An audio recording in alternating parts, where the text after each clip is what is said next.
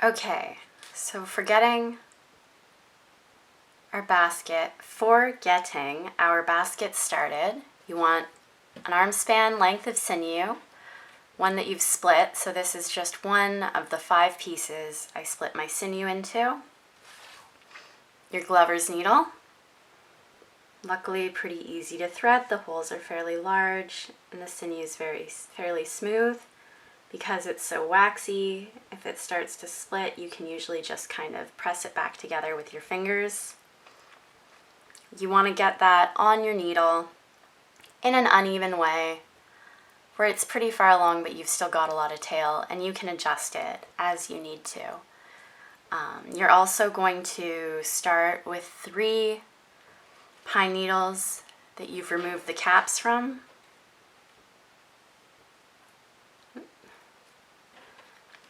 And those can be different lengths. They don't need to be perfectly even. That won't be an issue for your basket at any point. And the way that you are going to get started, which I think is the most challenging part of making a basket really, is by lining your sinew up alongside the needles. And you are going to make a central wrap that you will fold in on itself, and that will be what you begin to build the basket from. So I'm just going to go ahead and do that now, and I'm using the longer tail I left on the sinew there. So pinching, however, is most comfortable for you to try to hold that tail end of the sinew in place. And I tend to wrap all the way down fairly evenly, but like I'm not concerned about covering every little bit of the pine needles until you get to not quite the ends. If you wrap too close to the ends, your loops will fall off of them as you start to work, and that it can cause some challenges. It's not necessarily the end of the world. It will mess with the aesthetic of your basket a bit if you have a little loop hanging out, but obviously that's fine too. As I've learned, my technique has, kind of improved and adjusted and shifted to my preferences, and yours will too. And those little marks are what make our work individual, and that's not an issue at all. In fact, it's beautiful. Okay, so I have my central wrapped piece, and I am going to fold it in on itself.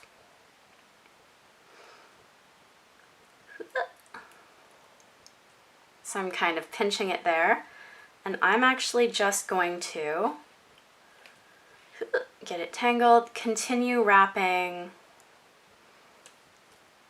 around this center piece from that first wrap. So you can see I've got a few overlaid wraps there. I'm wrapping away from myself and up toward me.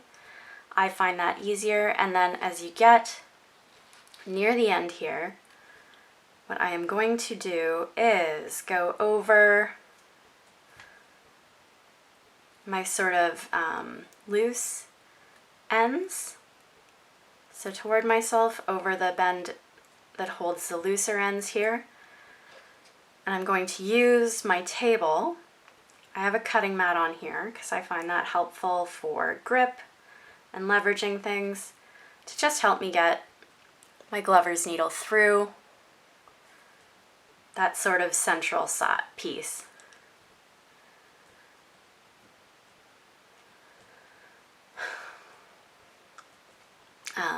And you can do that again, kind of make sure everything's secure. So I'm going toward myself, over that end that's going to become the main body of my basket, and then up through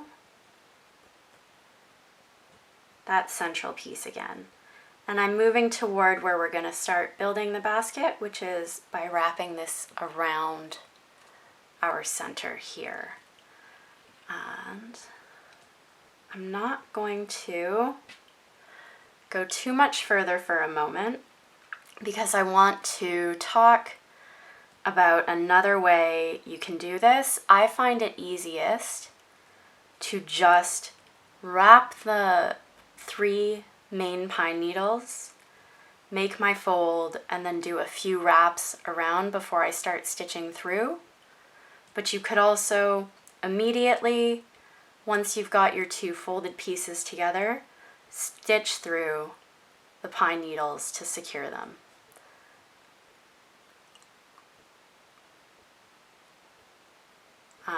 But yeah, I find just a few little wraps to hold it in place is nice and easy for me. But if you feel like it's really slipping or coming undone a lot, instead of just overhand wrapping like I did, you could wrap it around and then stick. Let me see. Oh, wrong needles. Got a spare Glover's needle, so we'll use that. You could, instead of just loosely wrapping,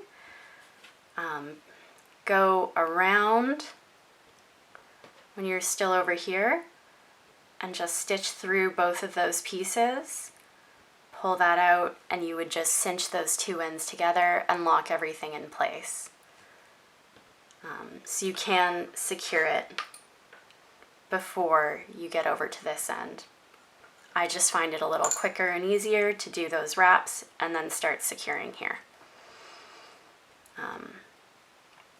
So I'm going over this piece, underneath, pushing my needle through. You can see the end point of my sinew has shifted a bit, so I've got to get that extra length out of there, and then pulling that snug. And I'm just fixing where the center point of my sinew on my needle is so I have a little more length to work with. Now that I have this middle piece made and secured, I can go into stitching the way I'm going to for the entirety of the basket.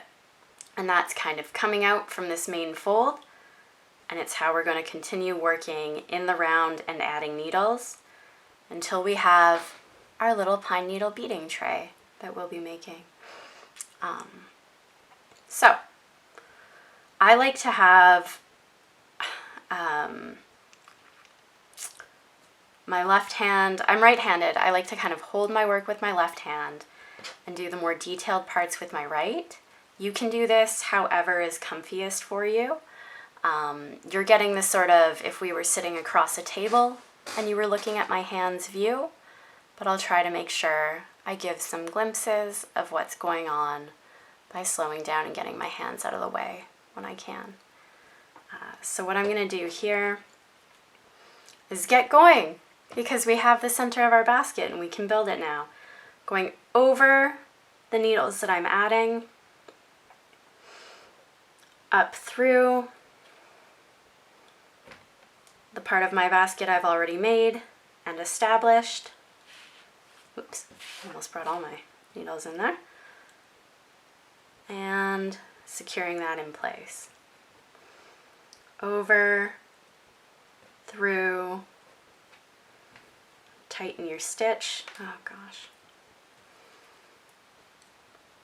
It's funny how much more chaotic stuff happens when you're looking at a camera half the time. Okay, there we are.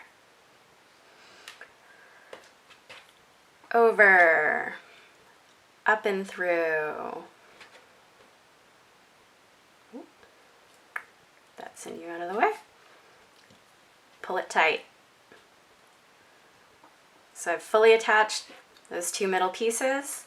What I'm going to start doing here is bending the needles around that central part that we made.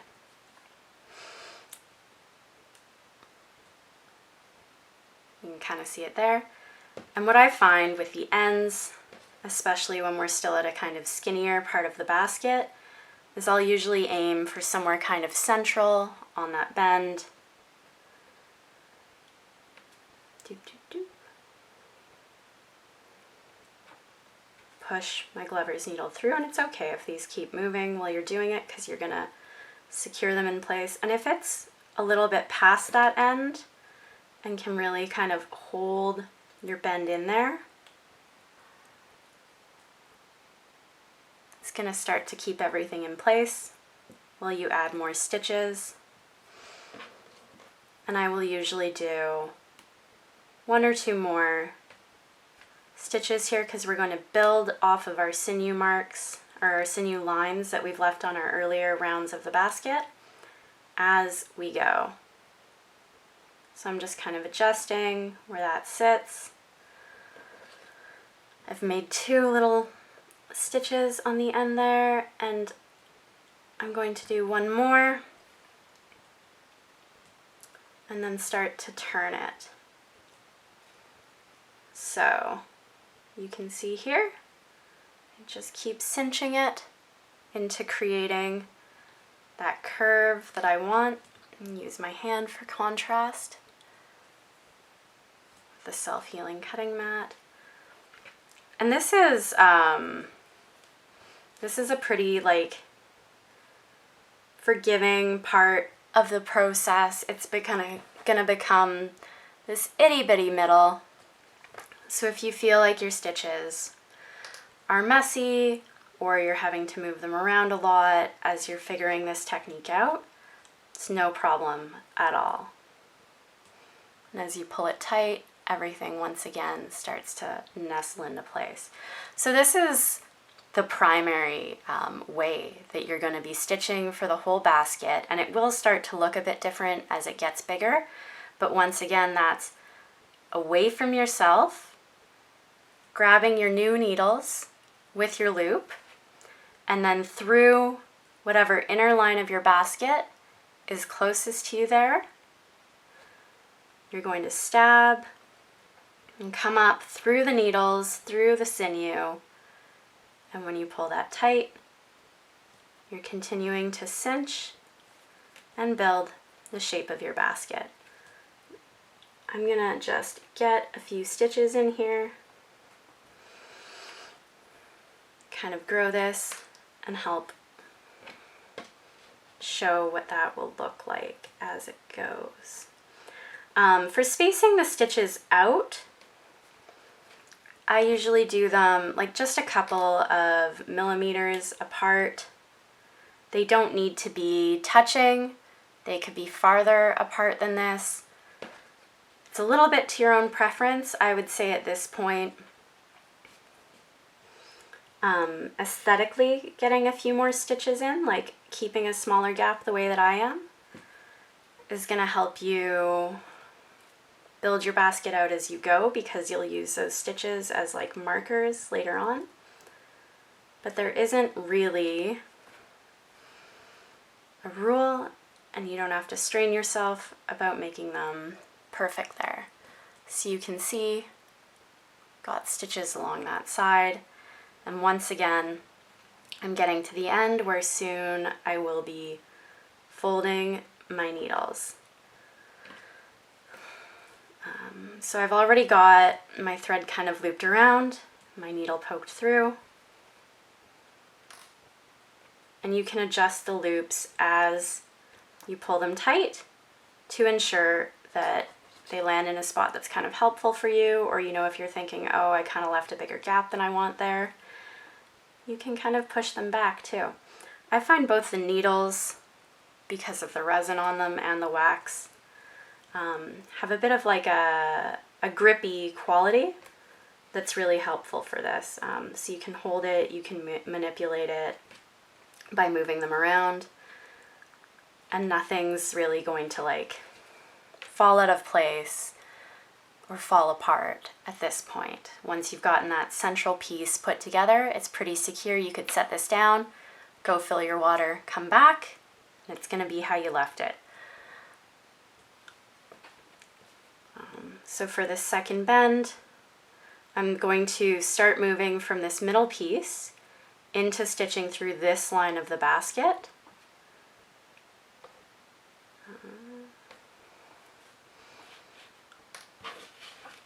Continuing to fold and kind of hold things and pull things to where I need them as I go. So this is going to be my sort of end stitch here. I'm lining up. Whoops. I should move my supplies more out of the way so they don't keep getting pulled in. And yeah, I'm just going to push that over so that when I pull this tight, you don't lose that bend. And you could just always keep working forward, but when they're really close together like this, I don't find it to be a problem, especially in the center, to just add an extra stitch to keep things kind of smooth and even looking. Because I could jump forward from there, where I've got that gap. I could just keep going and stitching along over here, but I'm going to add another piece or another line of stitching along that gap, and you'll see a bit farther into the tutorial why I find that to be useful.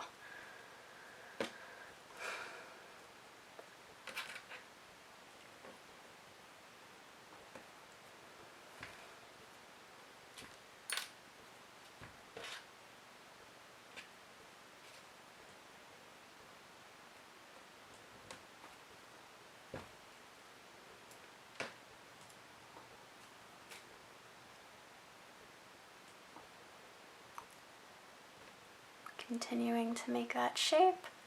It's starting to become a little disc here. That's going to be the middle of our basket.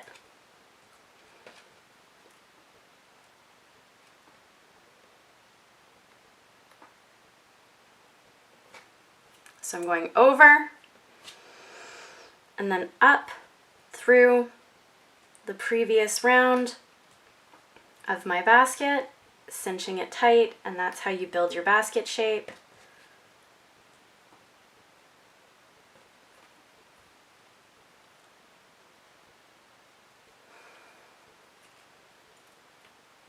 Adjusting where your needle is on your sinew when you need to. And continuing to just spin your work as you go around.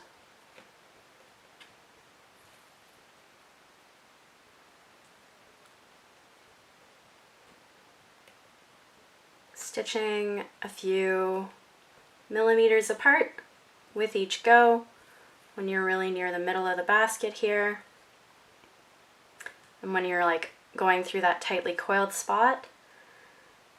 And then soon I will be at a spot where I can show you how we start to build a beautiful pattern and also keep the stitching of our baskets secure.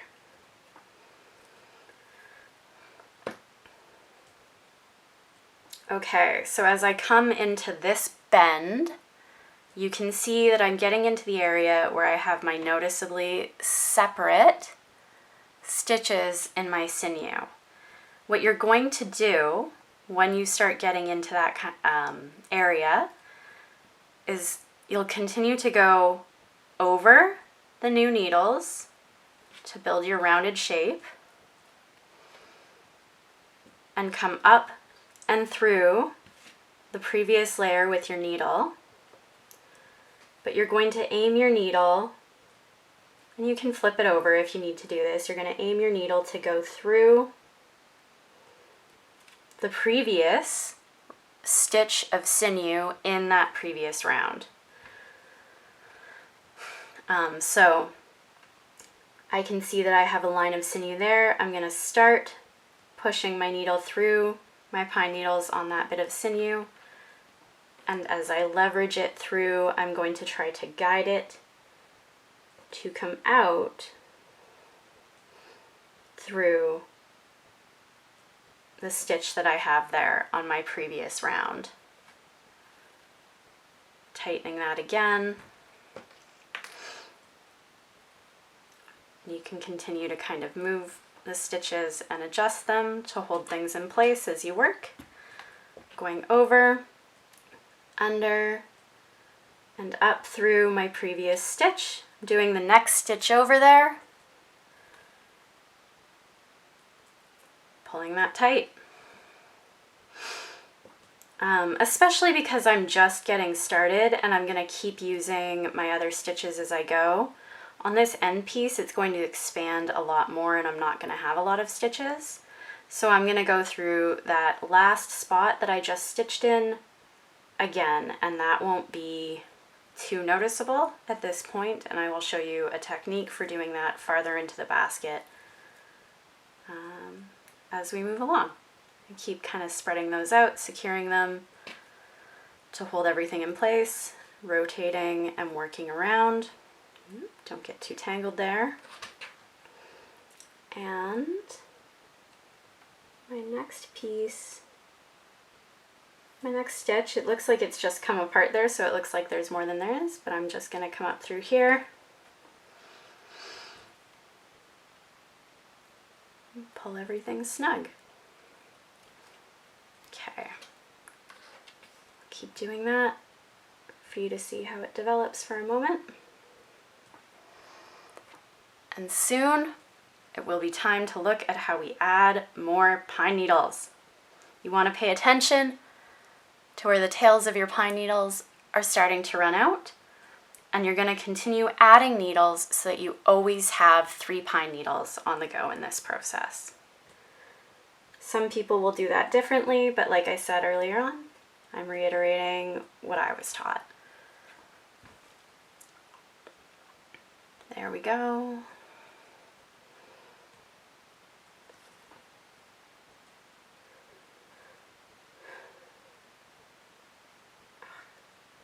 Sometimes it's really hard to line it up. You don't have to be a perfectionist. I sort of can tend to try to worry too much about those small details by nature, but the ways that you choose to handle them really are like a signature, and that's its own beauty.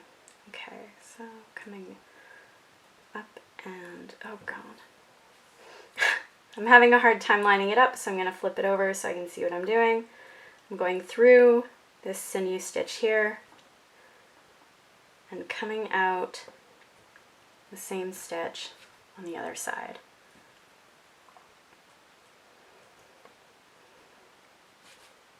Taking a look back here, going in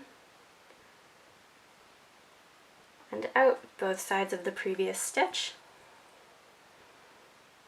Pulling everything snug, and you get that pattern of your different stitches coming out through the piece.